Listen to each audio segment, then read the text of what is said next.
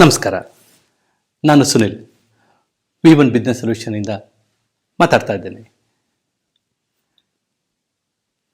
Y should I hire you or why should we hire you? ನಿಮ್ಮನ್ನು ಕೆಲಸಕ್ಕೆ ಯಾಕೆ ತೆಗೆದುಕೊಳ್ಳಬೇಕು ಅಂತ ನಿಮಗೆ ಇಂಟರ್ವ್ಯೂಲ್ಲಿ ಈ ಕ್ವಶನ್ ಕೇಳಿರ್ತಾರೆ.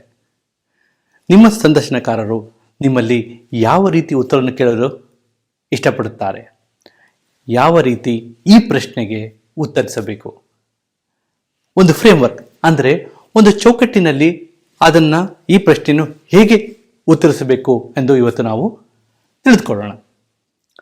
ಅದಕ್ಕಿಂತ ಮೊದಲು ನಿಮಗೆ ನಾನು ಮಾಡುತ್ತಿರೋ ಈ ವಿಡಿಯೋ ಸರಣಿ ಇಷ್ಟವಾಗಿದ್ದರೆ ದಯವಿಟ್ಟು ಸಬ್ಸ್ಕ್ರೈಬ್ ಮಾಡಿ, ಅಂದರೆ ಚಂದಾದಾರ ಆಗಿ, ಮತ್ತು ಬೆಲ್ ಐಕಾನ್ ಒತ್ತಲು ಮರೆಯಬೇಡಿ. ಈ ವಿಡಿಯೋ ಸರಣಿಯಲ್ಲಿ ಜನರಿಗೆ ಸುಲಭವಾಗಿ ಅರ್ಥವಾಗಲಿ ಎಂದು ಹಲವು ಕಡೆ ಆಂಗ್ಲ ಪದಗಳನ್ನು ಬಳಸಿದ್ದೇವೆ, ದಯವಿಟ್ಟು ಕ್ಷಮೆ ಇರಲಿ. ಸಾಮಾನ್ಯವಾಗಿ ನಿಮಗೆ ಸಂದರ್ಶನದಲ್ಲಿ why should we hire you ಅಂತ ಕೇಳಿದ ಕ್ಷಣ ಸರ್ವೇ ಸಾಮಾನ್ಯ ಉತ್ತರಗಳು ಹೀಗಿರುತ್ತದೆ: sir, I am very hard working. Sir, I am very very sincere worker. ನೀವು ಯೋಚಿಸಿ, ಅಲ್ಲಪ್ಪ, ನೀನೇನೋ ಗ್ಯಾರಂಟಿ, ನೀ ಇವತ್ತು ಕೆಲಸ ಸಿಕ್ಕಿದ ಮೇಲೆ ನೀನು ಹಾರ್ಡ್ ವರ್ಕಿಂಗು ಸಿನ್ಸಿಯಾರಿಟಿ ಇರುತ್ತೋ ಅಂತ ನಮಗೇನು ಗ್ಯಾರಂಟಿ ನೀನು ಕೆಲಸ ಸೇರ್ಕೊಂಡ್ಮೇಲೆ ಅಂತ ನಿಮ್ಮ ಇಂಟರ್ವ್ಯೂ ಯೋಚಿಸ್ಬೋದಲ್ವಾ? ಜೊತೆಗೆ ಇನ್ನೊಂದು ಸರ್ವೇ ಸಾಮಾನ್ಯ ಉತ್ತರ: ನೀವು ಹೇಳಿದ ಕೆಲಸ ಎಲ್ಲ ಮಾಡ್ತೀನಿ ಸರ್, ನೀನು ಹೇಳಿದ ಕೆಲಸ ಮಾಡೋಕ್ಕೆ ನಾನು ಆಫೀಸಲ್ಲಿ ಪರ್ಸನಲ್ ಅಸಿಸ್ಟೆಂಟ್ ತಗೋತೀನಿ ಅಂತ ನಿಮ್ಮ ಸಂದರ್ಶನಕಾರರು ನಿಮ್ಮ ಮನಸ್ಸಿನಲ್ಲಿ, ಅವ್ರ ಮನಸ್ಸಲ್ಲಿ ಯೋಚಿಸ್ಬೋದಲ್ವಾ? ಜೊತೆಗೆ ನಿಮ್ಮ ಮನಸ್ಸಲ್ಲಿ ಅನ್ಕೋಬೋದು, ಸರ್ ನನಗೆ ಕೆಲಸ ಇಲ್ಲ, ಅದಕ್ಕೆ ಸರ್ ನೀವು ನಾನು ತಗೊಳ್ಳಿ ಅಂತ. ಆದರೆ ನೀವು ಅದನ್ನು ಇಂಟರ್ವ್ಯೂ ಮುಂದೆ ಹೇಳೋಕ್ಕಾಗಲ್ಲ. ಆದರೆ ಒಂದು ಅರ್ಥ ಮಾಡ್ಕೊಳ್ಳಿ, ನಿಮ್ಮ ಉತ್ತರದಲ್ಲಿ ಫೇಕ್ ಆನ್ಸರ್ ಇರಬಾರ್ದು, ಅಂದರೆ ಕಪಟವಾಗಿ ಇರಬಾರ್ದು. ಅದೇ ರೀತಿ ಗೂಗಲ್ನಲ್ಲಿ ಸಿಗೋ ಉತ್ತರ ದಯವಿಟ್ಟು ಕಾಪಿ ಮಾಡೋಕ್ಕೆ ಹೋಗಬೇಡಿ, ಯಾಕಂದರೆ ನಿಮ್ಮತನ ಇರಬೇಕು. ನೀವು ಅನ್ಕೋಬೋದು, ಏನಪ್ಪ ಇದನ್ನು ಹೇಗೆ ಆನ್ಸರ್ ಮಾಡೋದು ಅಂತ ಯೋಚನೆ ಮಾಡಬೇಡಿ. ಈ ಸರಣಿಯ ಉದ್ದೇಶವೇ ನಿಮ್ಗೆ ಅದನ್ನು ತಿಳಿಸೋದು. ನೀವು ಯಾವುದೇ ಉತ್ತರ ತೆಗೆದುಕೊಳ್ಳಿ, ಈ ವಿಡಿಯೋ ಇರ್ಬೋದು ಅಥವಾ ಗೂಗಲಲ್ಲಿ ಮತ್ತು ಯೂಟ್ಯೂಬಲ್ಲಿ ಸಿಗುವ ಯಾವುದೇ ಉತ್ತರ ಇರ್ಬೋದು, ಅದನ್ನು ನೀವು ತಕ್ಕಂತೆ ಮಾರ್ಪಾಟು ಮಾಡಿ ನಿಮ್ಮತನ, ಅಂದರೆ ಯುವರ್ ಸಿಗ್ನೇಚರ್ ಆ ಉತ್ತರದಲ್ಲಿ ಇರಬೇಕು. ಆಗ ಅಂಥ ಉತ್ತರನ ಹೇಳಲು ನಿಮಗೆ ಧೈರ್ಯವಿರುತ್ತದೆ. ಹಾಗೂ ನಿಮ್ಮ ಇಂಟರ್ವ್ಯೂವರ್ ಅದು ಯಾಕೆ ಹೇಗೆ ಅಂತ ಕೇಳಿದಾಗ ನೀವು ಗಾಬರಿ ಆಗೋದಿಲ್ಲ, ಕಾನ್ಫಿಡೆಂಟ್ ಆಗಿ ಮತ್ತು ದಿಟ್ಟತನದಿಂದ ಆನ್ಸರ್ ಕೊಡ್ತೀರಾ. ಈಗ ಈ ಪ್ರಶ್ನೆ ಏಕೆ ಕೇಳ್ತಾರೆ ಎಂದು ಅರ್ಥ ಮಾಡ್ಕೊಳ್ಳೋಣ. ಈ ಪ್ರಶ್ನೆ ಕೇಳುವ ಉದ್ದೇಶ ಈ ಕೆಲಸಕ್ಕೆ ನೀವು ಸೂಕ್ತ ಅಭ್ಯರ್ಥಿ ಇಲ್ಲವಾ ಅಂತ ಕೇಳಲು, ಅಂದರೆ ಚೆಕ್ ಮಾಡಲು. ಒಬ್ಬ ವ್ಯಕ್ತಿಗೆ ಇದು ಸೆಲ್ಫ್ ಅನಲೈಸ್, ಅಂದರೆ ಸ್ವಯಂ ವಿಶ್ಲೇಷಣೆ ಮಾಡಿ ಈ ಕೆಲಸಕ್ಕೆ ನೀವು ಸರಿಯಾದ ಅಭ್ಯರ್ಥಿ ಎಂದು ಇಂಟರ್ವ್ಯೂಗೆ ಮನವರಿಕೆ ಮಾಡಿಕೊಳ್ಳಲು ಇದು ಒಂದು ಒಳ್ಳೆಯ ಅವಕಾಶ. ಇನ್ನು ನಿಮ್ಮ ಸಂದರ್ಶನಕಾರರು ಏನನ್ನು ತಿಳಿಯಲು ಬಯಸುತ್ತಾರೆ ಅಂತ ಅರ್ಥ ಮಾಡ್ಕೊಳ್ಳೋಣ. ಮೊದಲನೇದಾಗಿ, ನಿಮಗೆ ಈ ಕೆಲಸ ಮಾಡಲು ಇರಬೇಕಾದ ಸಾಮರ್ಥ್ಯದ ಅಥವಾ ಕೌಶಲ್ಯತೆ, which is nothing but skill set, ಇದೆಯೋ ಇಲ್ಲವೋ ಅಂತ ತಿಳ್ಕೊಳ್ಳೋಕೆ. ಎರಡನೇದು, ನೀವು ಕೆಲಸದ ವಿಷಯದಲ್ಲಿ ಯಾವ ರೀತಿ ಮನೋಭಾವ ಹೊಂದಿದ್ದೀರಾ, ಅಂದರೆ how is your attitude towards work. ಮೂರನೇದು, ನಿಮ್ಮನ್ನು ಆಯ್ಕೆ ಮಾಡಿದರೆ ಸಂಸ್ಥೆಗೆ ಏನು ಲಾಭ ಆಗುತ್ತೆ, how company get benefited if you get selected. ನಿಮ್ಮ ಉತ್ತರಗಳಲ್ಲಿ ಈ ಮೂರು ಅಂಶ ಇರಲೇಬೇಕು. ಯೂಶಲಿ ಈ ಪ್ರಶ್ನೆ ನಾನು ನಿಮ್ಮ ಇಂಟರ್ವ್ಯೂನ ಎಂಡಲ್ಲಿ ಕೇಳ್ತಾರೆ, ಅಂದರೆ ಅಂತ್ಯದಲ್ಲಿ ಕೇಳ್ತಾರೆ. ಇಲ್ಲಿ ನೀವೇ ಬೆಸ್ಟ್ ಕ್ಯಾಂಡಿಡೇಟ್, ಅಂದರೆ ಒಳ್ಳೆಯ ಅಭ್ಯರ್ಥಿ, ಅಂದರೆ ಸೂಕ್ತವಾದ ಅಭ್ಯರ್ಥಿ ಅಂತ ನಿರೂಪಿಸಬೇಕು. ಆ ರೀತಿ ನಿಮ್ಮ ಉತ್ತರ ತಯಾರಿ ನೀವು ಮಾಡ್ಕೊಂಡಿರಬೇಕು. ಮುಂದಿನ ಹಂತ, ಈ ಪ್ರಶ್ನೆಯನ್ನು ಹೇಗೆ ಉತ್ತರಿಸಬೇಕು ಅಂತ ನೋಡೋಣ. ಇದನ್ನು ನೀವು ಒಂದು ಫಾರ್ಮುಲಾ ಅಂತ ಇಟ್ಕೊಳ್ಳಿ, ಅಥವಾ ಒಂದು ಫ್ರೇಮ್ವರ್ಕ್ ಅಂದರೆ ಚೌಕಟ್ಟು ಅಂತ ತಿಳ್ಕೊಳ್ಳಿ. ನಾನು ಏನು ಹೇಳ್ತೀನೋ ಆ ಅಂಶಗಳನ್ನು ಇಟ್ಟುಕೊಂಡು ನಿಮ್ಮ ಉತ್ತರವನ್ನು ತಯಾರು ಮಾಡ್ಕೊಳ್ಳಿ. ಮೊದಲನೇದಾಗಿ, ನಿಮ್ಮ ಅರ್ಹತೆ ಮತ್ತು ಕೌಶಲ್ಯಗಳು ಹೇಗೆ ಕಂಪನಿಗೆ ಸಹಾಯವಾಗುತ್ತದೆ ಅಂತ ನೀವು ವಿವರಿಸಬೇಕು. ಅಂದರೆ how is your qualification and skill can help company. ಎರಡನೇದು, ನಿಮಗೆ ಈಗಾಗಲೇ ಕೆಲಸ ಮಾಡಿದ ಅನುಭವ ಇದ್ದರೆ ನಿಮ್ಮ ಅನುಭವ ಹೇಗೆ ನೀವು ಈ ಅಪ್ಲೈ ಮಾಡಿದ ಕೆಲಸಕ್ಕೆ ಹೆಲ್ಪ್ ಆಗುತ್ತೆ, ಅಂದರೆ ಸಹಾಯವಾಗುತ್ತೆ ಅಂತ ಉದಾಹರಣೆ ಸಹಿತ ಹೇಳಬೇಕು. ಫಾರ್ ಎಕ್ಸಾಂಪಲ್, ನೀವು ಒಂದು ಸೇಲ್ಸ್ ಜಾಬ್ ಎಕ್ಸ್ಪೀರಿಯನ್ಸ್ ಇದೆ ಅಂತ ತಿಳ್ಕೊಳ್ಳಿ. ನೀವು ಅಸಿಸ್ಟೆಂಟ್ ಮ್ಯಾನೇಜರ್ ಅಥವಾ ಮ್ಯಾನೇಜರ್ ಪೊಸಿಷನ್ಗೆ ಅಪ್ಲೈ ಮಾಡಿದ್ದೀರಾ. ನೀವು ಅಪ್ಲೈ ಮಾಡಿದ ಪೊಸಿಷನಲ್ಲಿ ನಿಮಗೆ ಸೂಕ್ತವಾದ ಕ್ವಾಲಿಟಿ ಅಂದರೆ ಬೇಕಾದ ಕ್ವಾಲಿಟೀಸ್ ಅಂದರೆ ನಿಮಗೆ ಮಾಹಿತಿ ಇದೆ ಅಂತ ಹೇಳ್ಕೊಳ್ಳೋಣ. ಅಂದರೆ ಬಿಕಾಸ್ ಆಫ್ ಯುವರ್ ಎಕ್ಸ್ಪೀರಿಯನ್ಸ್. ಇವಾಗ ಒಂದು ಸೇಲ್ಸ್ ಫೀಲ್ಡಲ್ಲಿ ಯಾವ್ಯಾವ ಕ್ವಾಲಿಟೀಸ್ ಇರುತ್ತೆ ಅಂದರೆ ಇಂಪಾರ್ಟೆಂಟ್ ಆಗಿರುತ್ತೆ ಅಂದರೆ ಒಂದು ಬಿಲ್ಡಿಂಗ್ ರಿಲೇಷನ್ಶಿಪ್, ಇನ್ನೊಂದು converting prospect to sales, achieving sale target, making network, customer satisfaction ಮತ್ತು ಪ್ರಾಬ್ಲಮ್ ಸಾಲ್ವಿಂಗ್ ಸ್ಕಿಲ್ಸ್ ಅಲ್ವಾ. ಈ ಕ್ವಾಲಿಟೀಸ್ ನಿಮ್ಮಲ್ಲಿ ಇದೆ ಅಂತ ನಿಮ್ಮ ಸಂದರ್ಶನಕಾರರಿಗೆ ತೋರಿಸಬೇಕು.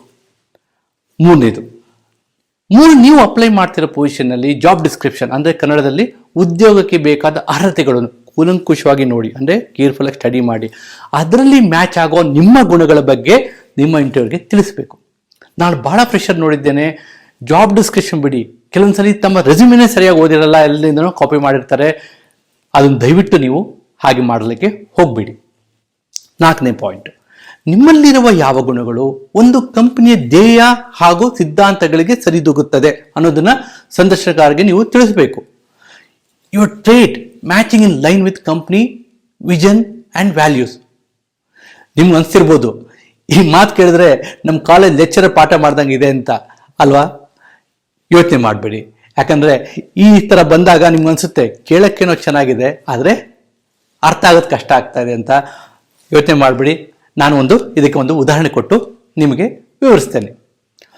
ಒಂದು ಕಂಪ್ನಿಯಲ್ಲಿ ಕೆಲಸಕ್ಕೆ ಅಪ್ಲೈ ಮಾಡಿದ್ದೀರಾ, ಅಲ್ಲಿ ನೀವು ವೆಬ್ಸೈಟ್ಗೆ ಹೋಗಿ ಅವರ ವ್ಯಾಲ್ಯೂ ಅಂದರೆ ಸಿದ್ಧಾಂತ ನೋಡ್ತೀರಾ.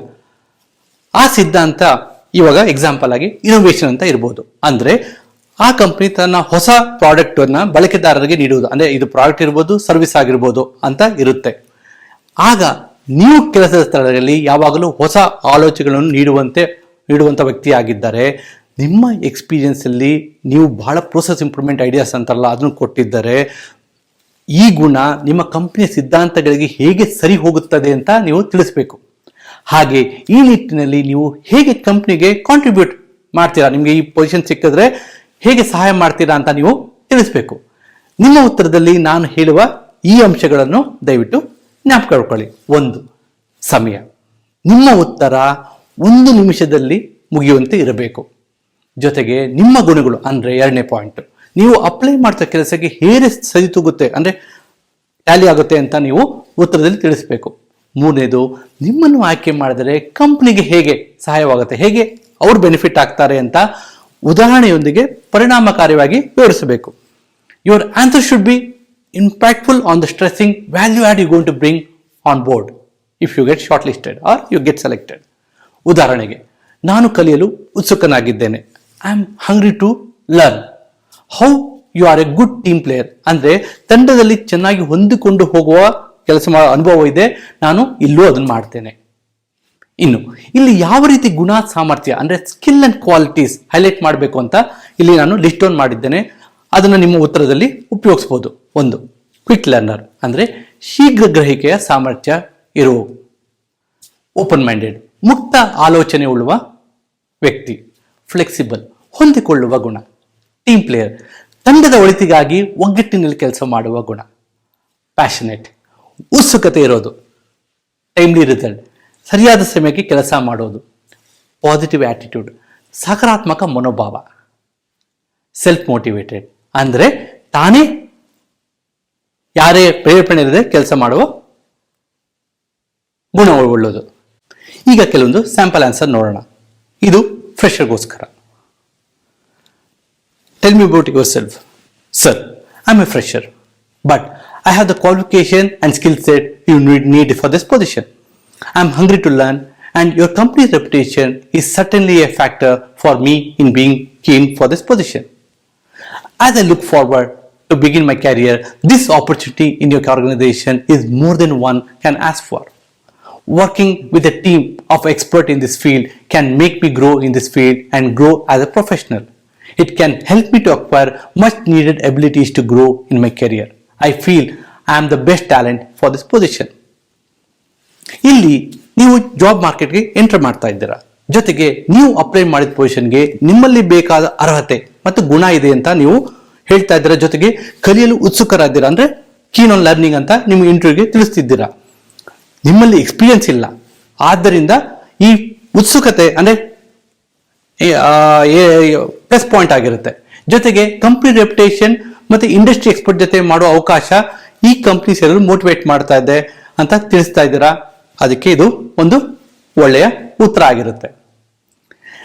ಈ ರೀತಿ ಉತ್ತರ ಕೊಟ್ಟಾಗ ನಮ್ಮ ಕಂಪ್ನಿ ಬಗ್ಗೆ ನಿಮ್ಗೆ ಏನು ಗೊತ್ತು ಅಂತಾನು ಕೇಳ್ಬೋದು. ಅದಕ್ಕೆ ದಯವಿಟ್ಟು ನೀವು ಪ್ರಿಪೇರ್ ಆಗಿರ್ಬೇಕು. ದಯವಿಟ್ಟು ಇಂಟರ್ವ್ಯೂ ಹೋಗಕ್ಕೂ ಮುಂಚೆ ಕಂಪ್ನಿ ವೆಬ್ಸೈಟ್ ನ ನೋಡಿಕೊಂಡು ನಿಮ್ಮ ಇಂಟರ್ವ್ಯೂ ಅಟೆಂಡ್ ಮಾಡಿ.